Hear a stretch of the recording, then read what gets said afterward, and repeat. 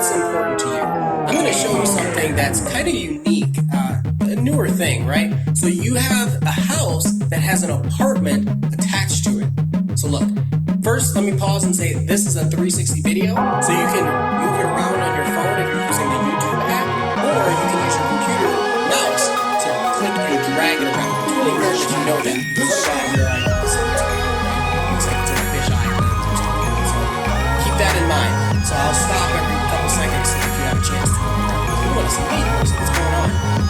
So I'm going to move this over to the side. Look at that.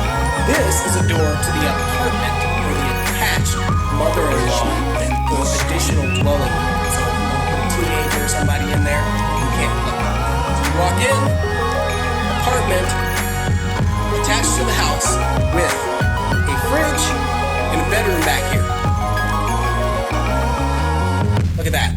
And a bathroom. So it's its own place. You don't have to leave this place. But you can close the door and then go out into the main hallway.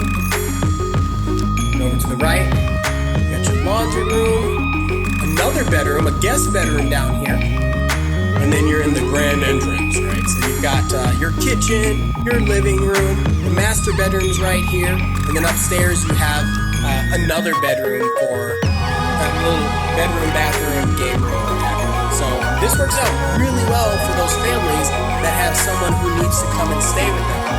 Again, a mother-in-law, grandmother or something. It's a perfect setup for more people than they want. If you need something like this, or you just want to talk about what you're looking for, I've got a link in the description that will take you straight to my website. It's like more accurate than Zillow or some of those other websites. So please check it out. Let me know if you have any questions, or just chat with me. In the comments, let me know what you think about this. See ya.